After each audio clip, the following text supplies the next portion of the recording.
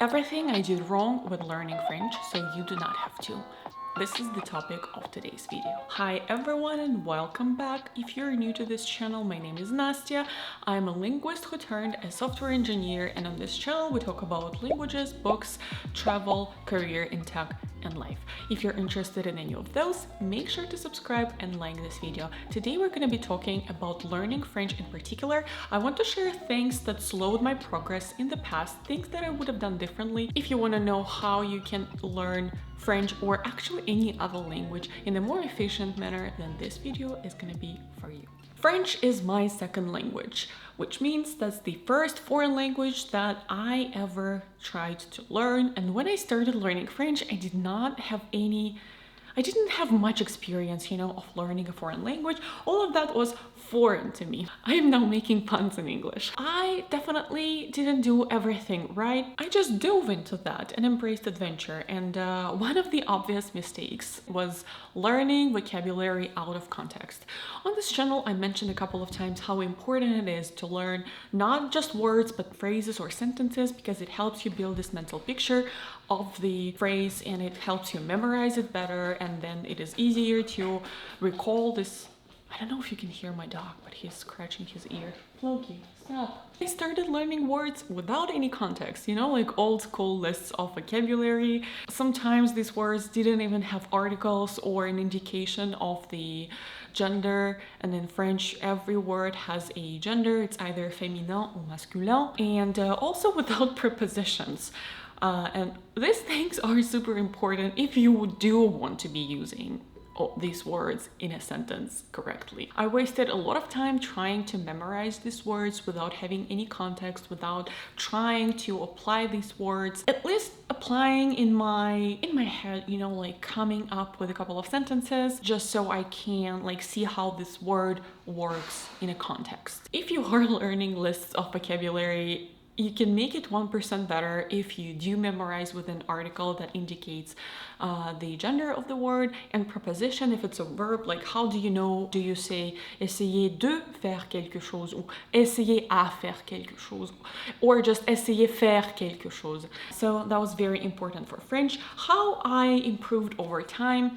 So I would definitely try to learn a whole phrase. I would try to come up maybe with a sentence, and then I would also try to kind of talk to myself with myself and use all these new words in this context, coming up with sentences or a question to myself and then replying. So yeah, talking to myself and putting all these new words into context. I used an outdated textbook, and that was also a mistake because outdated textbooks have outdated vocabulary, first of all, but also sometimes outdated methods. It was just not fun to do that, but I did not know any better. The lessons in that textbook were concentrated around pronunciation and phonetics. Like a particular lesson would teach you a sound or maybe two sounds, and then the vocabulary would kind of be around that. I wouldn't say it helped me much with phonetics, because when there is no audio and just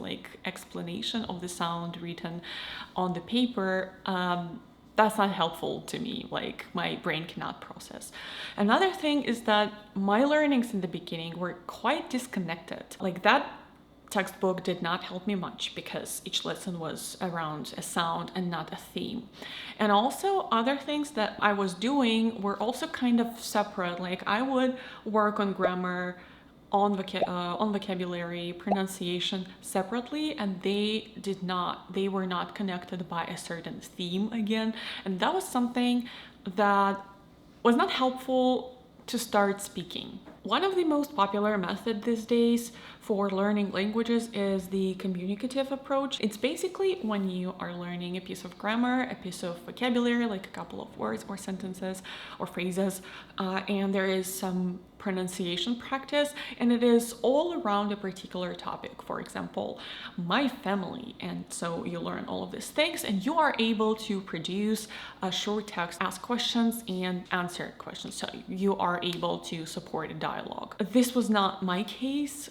This is not what I did, unfortunately. As I said, I kind of concentrated all different aspects of the language separately. For example, for phonetics, I was doing shadowing quite a lot with French songs, and I would definitely pick up some grammar and vocabulary, but it's not like a song has a particular theme that gives you everything to be able to just like talk about that. It really contributed to my fear of speaking, because whenever I wanted or had to speak, felt like it was all over the place, and like I could not, put everything together. It also did not help that I was too shy to speak.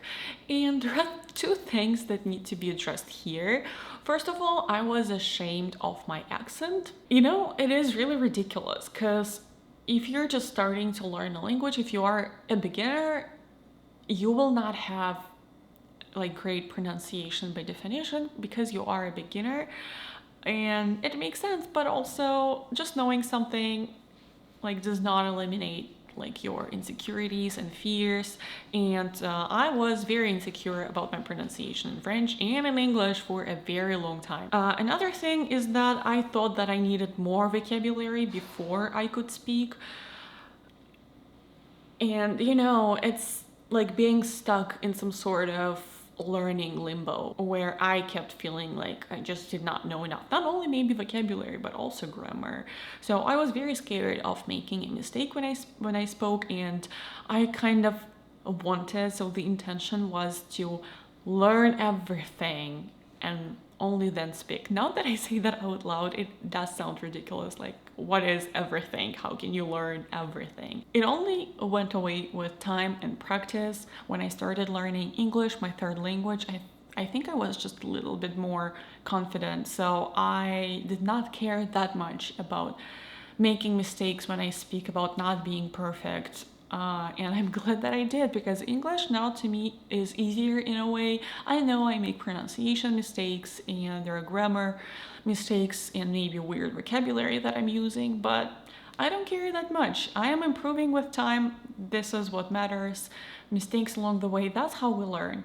It really took time to develop this mentality, and what helped was just putting myself out there constantly, and also finding supportive people who would encourage me to speak and not overcorrect me. It is important to get corrections, learn from your mistakes, but also when it happens too often, I feel like it can be discouraging. So finding supporting environment, like like-minded peers, and also teachers or professors who encourage and nurture, that was really very helpful in this situation. I was learning alone too much.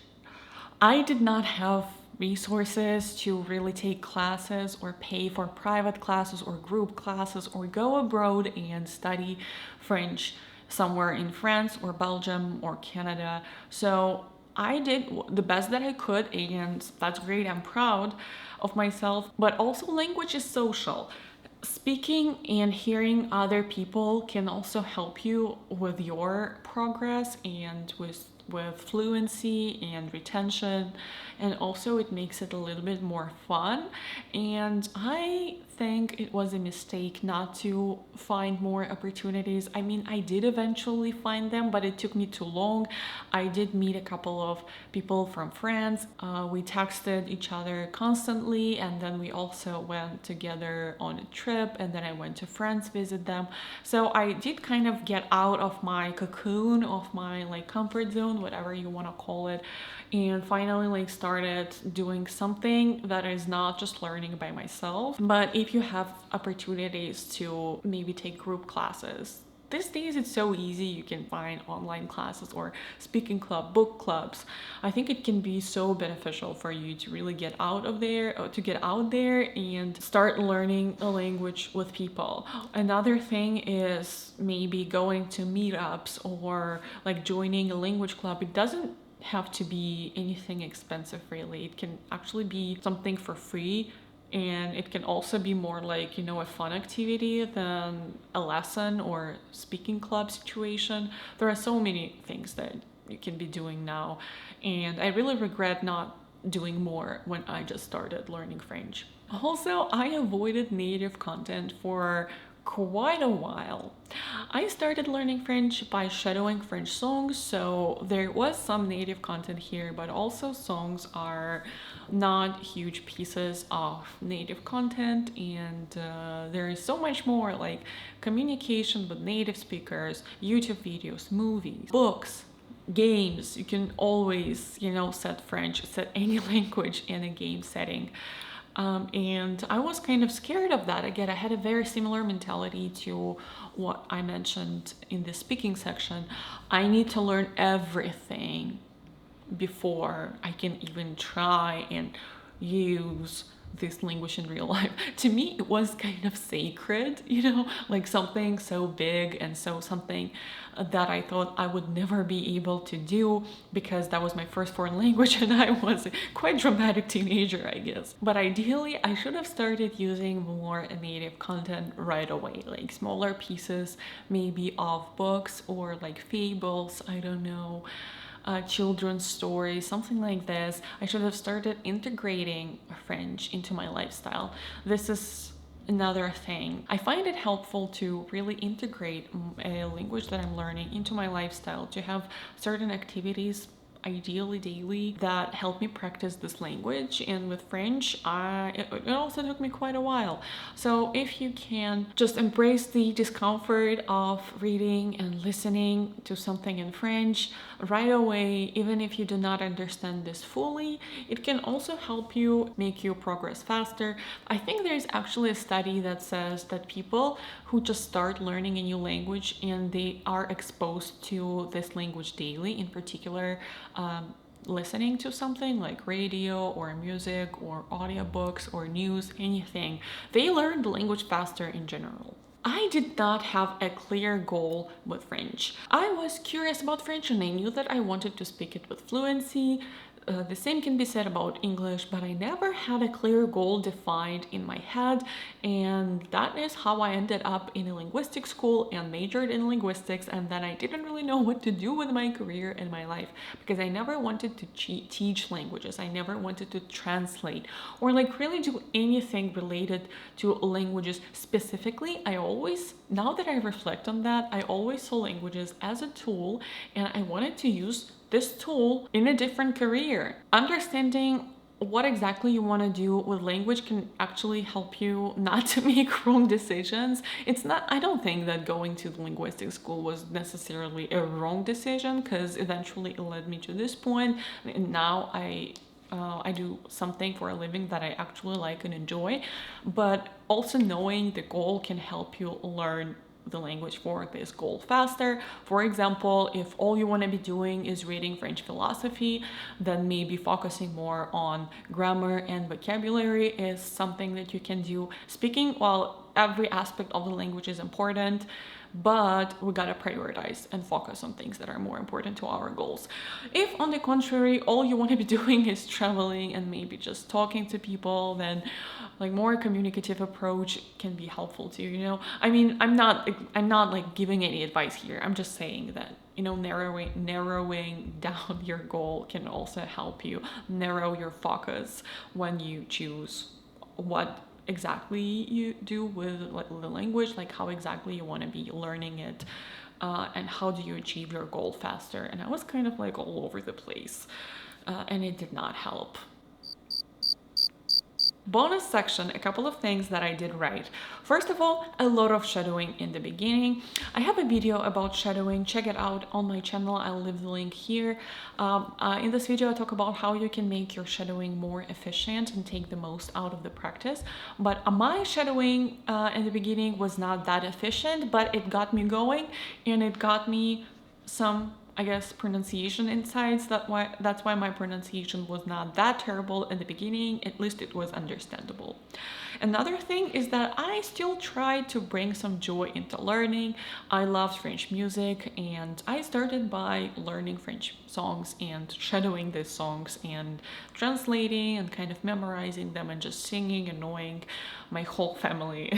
And despite being shy and avoiding like real life French and contact with people, eventually I still sought friendship with people with friends, and that was a very unique and really fun experience. I am just naturally curious about different cultures, different ways of living and seeing the world. So I was naturally curious to meet different people from different corners of the world. So yeah, I guess this curiosity really helped me a lot when I finally decided to get out of my shell. And this is something that also gave me a lot of motivation and encouragement to keep learning and keep getting better in languages. Is there anything that you would like to add to my list? What you did wrong when you started learning French, or actually any other language?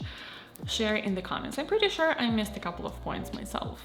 If there is one thing, one piece of advice that you could take from this video, what would that be? Share in the comments down below. If you like this video, like it and subscribe to my channel. I will catch you in my next one. Bye.